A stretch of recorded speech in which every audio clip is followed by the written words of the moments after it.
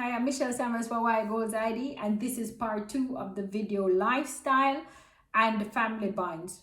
Now, I'm very excited about this video. This is part 2. We covered like a foundation overview of growing up in your household, some of the challenges you may have faced, some of the information you may have acquired from a categoric standpoint, and where you may be positioned from a wealth standpoint or a lifestyle standpoint. Now, what you need to understand is that, we discussed the meaning of bond previously, and there are different bonds that are formulated. One bond is the blood bond, which we spoke about previously. So you can have blood bonds, and that was the discussion around blood bonds and variations in those blood bonds. Now we're going to talk about lifestyle and marriage, because one type of bond is the marriage element. Now, one of the important factors to look at is that the blueprint from the foundation of how you were raised, who raised you, where you were, information you acquired, who your friends were, your network, and so on, is already embedded in your memory base, and it's actually a guide for you projection wise as to what you think an ideal lifestyle would be. But this varies from person to person. There will be like different variations. So you'll find different people in a family, like children in a family, but they operate on similar tangents. The wealth level is similar across the board. You may have exceptions to the rule. You may have variations in wealth at different points on the timeline as well.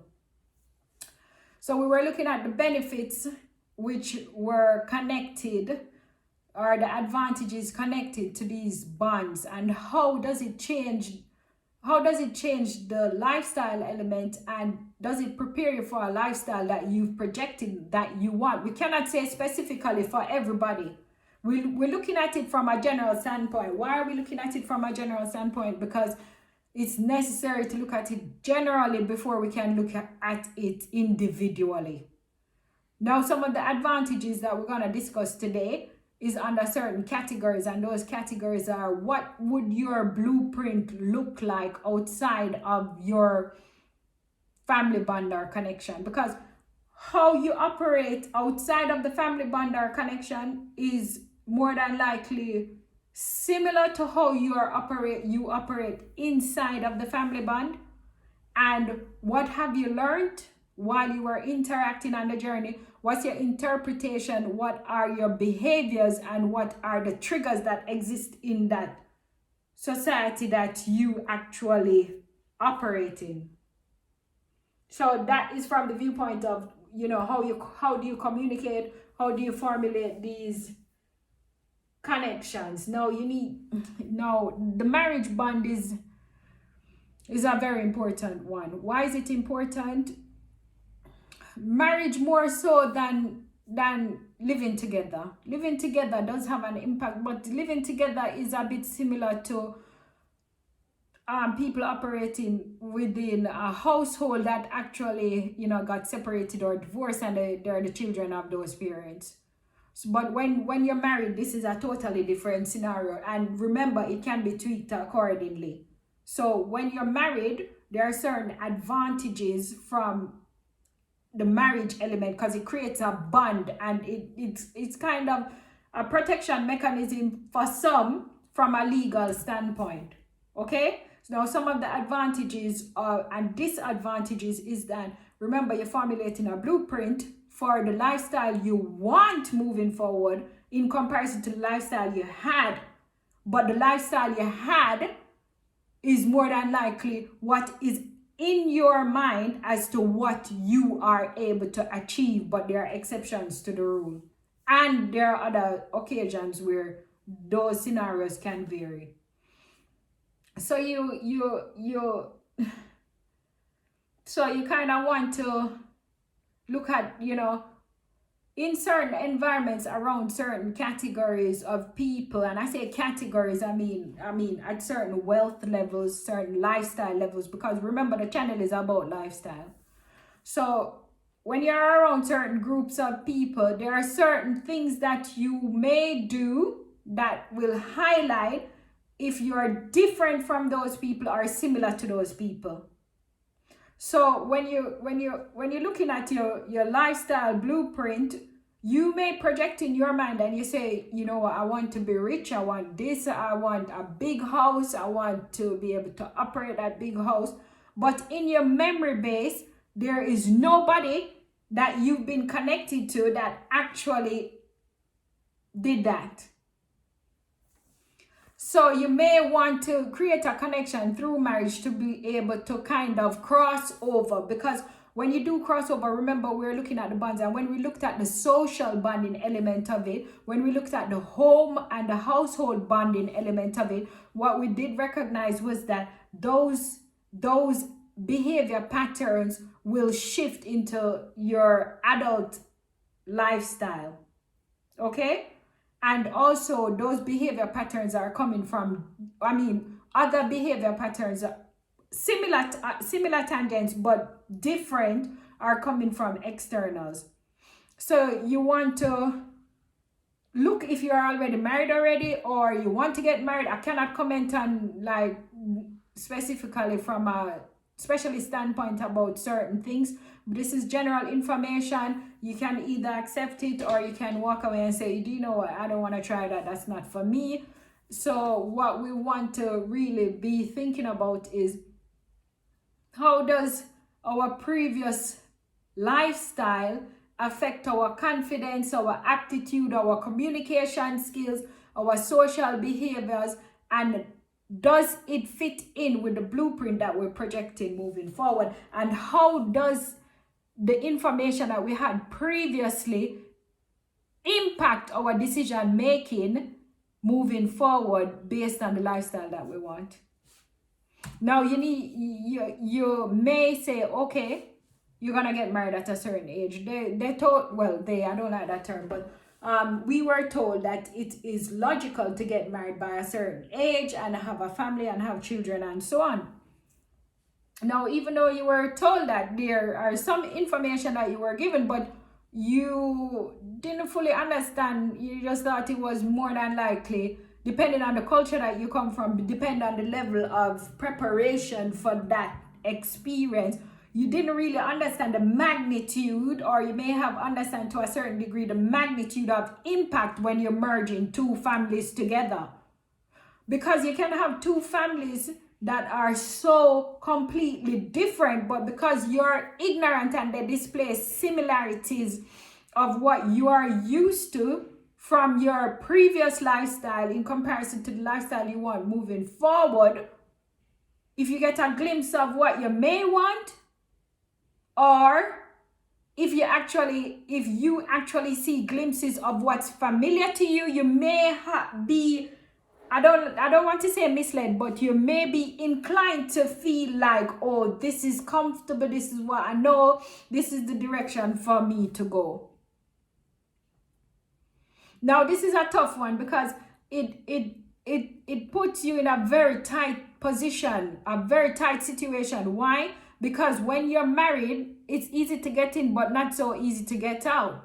And when you do actually get married, especially as women, we're taking on somewhat of the identity of not only the person that you're marrying, but you're taking on the identities of how the families operate from a family bonding standpoint. Why? Because the person adapted, learned certain behaviors.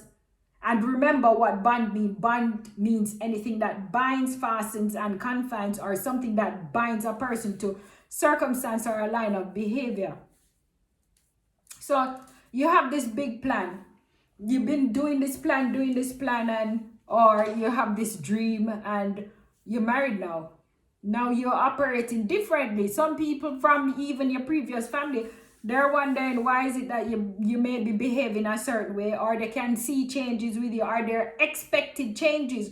Now, it's almost like just as if you inherited from your parents certain behaviors, when you get married, there are certain things that you automatically sort of acquire without there being a physical value put on it. So you have the tangible and the intangible elements.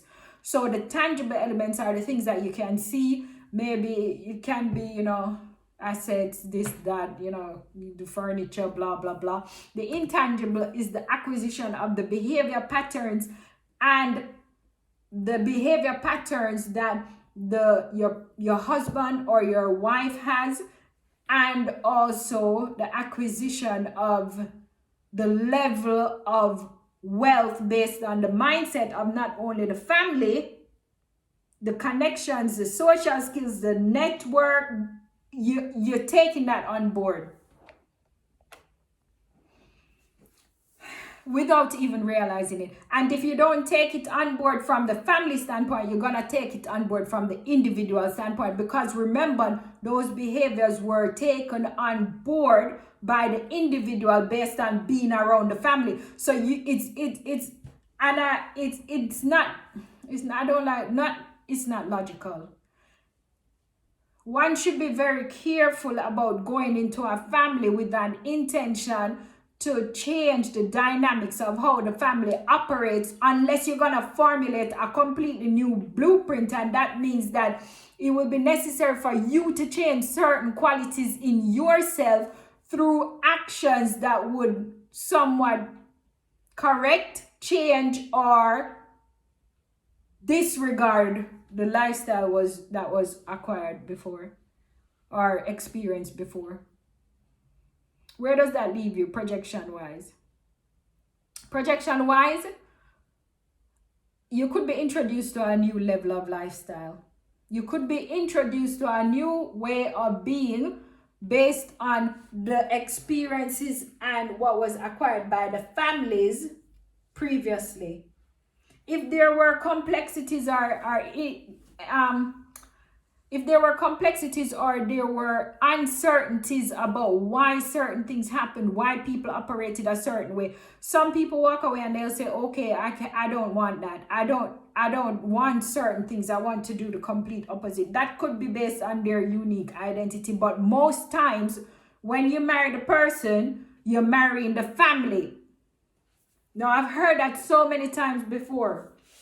You're marrying the family from the viewpoint of how the family is perceived, not only from a wealth standpoint, a social skills standpoint, a networking standpoint, a conflict resolution standpoint, education standpoint, and of course, communication standpoint. And we want to reinforce it because it's so important, just the mindset. When you marry the man or the woman, you're taking on the history of the family based on the behaviors of the people. So you may go in and you may think to yourself, do you know what? I'm coming in with a different approach and this is who I am, I stand firm. But if all the family members, depending on the structure of the family as well, you need to remember that, because you have different types of people. In a family, you have the nuclear family, you have the nuclear family man, the man and the woman, the husband and wife or whatever, and the child. And then you have people who have been divorced or separated and they start another family, which is a mixed family. You have families with, relatives and so on, who operate in that sort of dynamic. So it's very relative. So what you may be asking yourself is, okay, and it's only logical. Let me give you an example. You cannot go into, I don't like saying you cannot. No, you can. All right. Not that you cannot go into. It is not wise to go into a situation where you're projecting on the basis of the lifestyle that you want, but the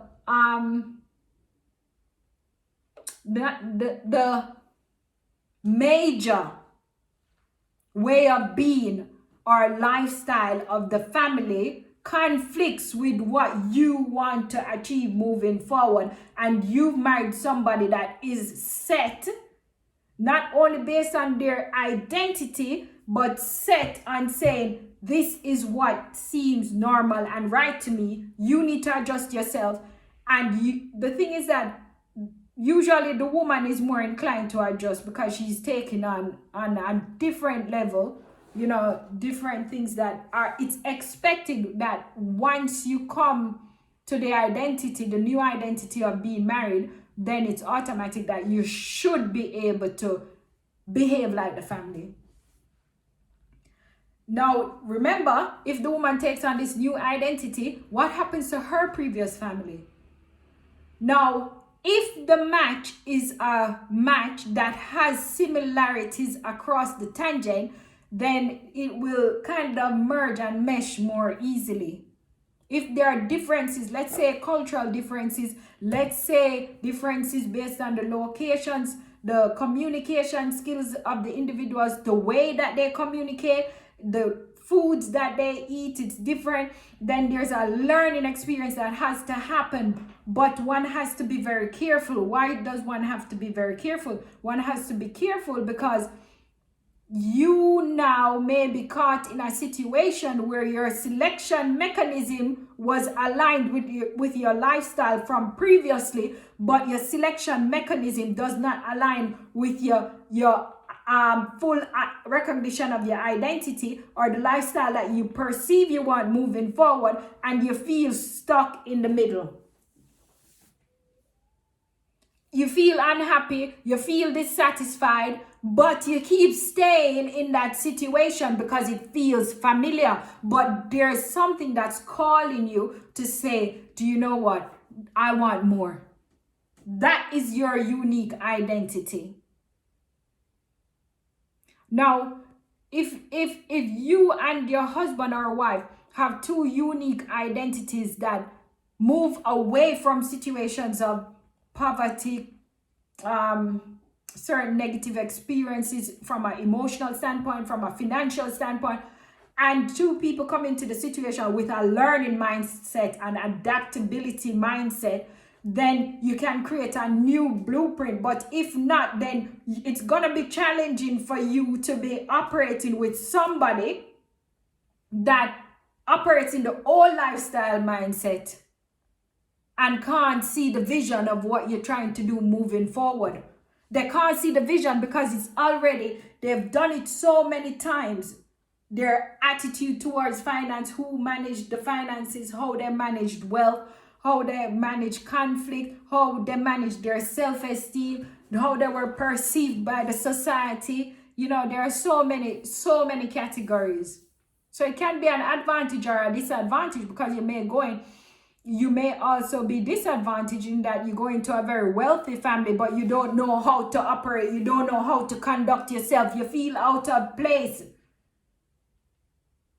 You don't know how to manage the finances, you're lost in the game, so you're just like a sitting duck waiting, hoping.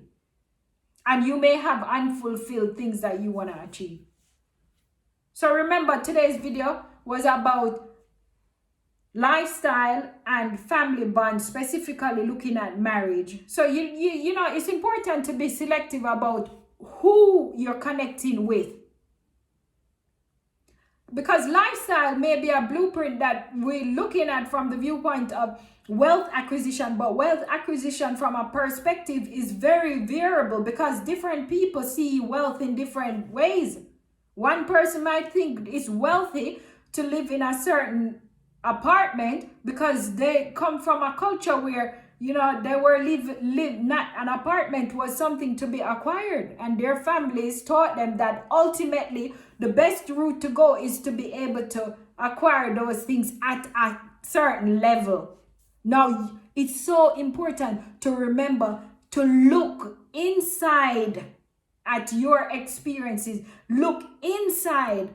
What is going on inside of you? What is going on in your perception? Because your perception will be able to show you, based on your experiences, the experiences you were put in by other people and circumstances, or you put yourself in those experiences. It's important. It's almost like you have to go through an observation of yourself. It's not just jumping up and saying, oh, I'm going to do a lifestyle plan, I'm going to do this, I'm going to get the money. You have to, it's a choice that you make, but it would be helpful if you looked at where you're coming from so you can know where you're going. I was told that before, but now I get it. You have to look at don't forget where you're going, where you're coming from, and don't forget where you're going. But more so, it's not about forgetting it, because once you say forget, the brain is going to forget. If you keep saying that to yourself, forget, the brain is very obedient, and it will say, okay, forget. But you need to pay attention to where you're coming from and pay attention to where you're going and the hindrances, because those hindrances may require for you to disconnect for a minute or over a long period of time from the circumstances that were formulated from the old story. And it's difficult to disconnect, because where do you formulate these new bonds? That means that you'd have to build a structure from the foundation basis in terms of the value systems that you're trying to create that align with the lifestyle that you're looking to achieve. And you may have done certain actions so many times that those values require more than one or many actions for you to even accept in your own self that, okay, this is the new me. And you will have a challenge. Why is it that you will have a challenge? You'll have a challenge from family. You'll have a challenge from blood bonds. You'll have a challenge from marriage bonds. If you find yourself in that situation, you'll have a challenge maybe if you were, I don't want to speak to those sensitive topics, but you may have a challenge because you were from a different types of families that are mixed, or connections, or if you were if you're not adapted, if you were adopted. But that can be, I mean, there are ways to be able to, increase the positive elements when it's adoption. I don't want to speak too much into that, but there are people out there who have had that experience, and in fairness, we have to cover those topics and categories, but I'm not a specialist in that area. So you want to be very keen, and it's difficult to tell people who are already married about situations like this, because they may look at their blueprint and say, you know what, I've put myself in a situation that I'm not really keen on. And they think that the only resolve is run away. Depends on the person, but get out, divorce. Sometimes that's the only resolve. Sometimes you have to disconnect not only from the partner or the person, not partner, the husband or wife that you were married to, in order to create a new identity, but you may have to connect from the family in totality. If not, you have to think to yourself, am I willing to give up this life that I want that is ahead of me? Or am I going to go back and try and change the dynamics of a history of how people have operated? Or it just has to be done? This connection has to occur. This connection has to occur because it will give you the opportunity to reflect and to formulate new actions. So we're gonna do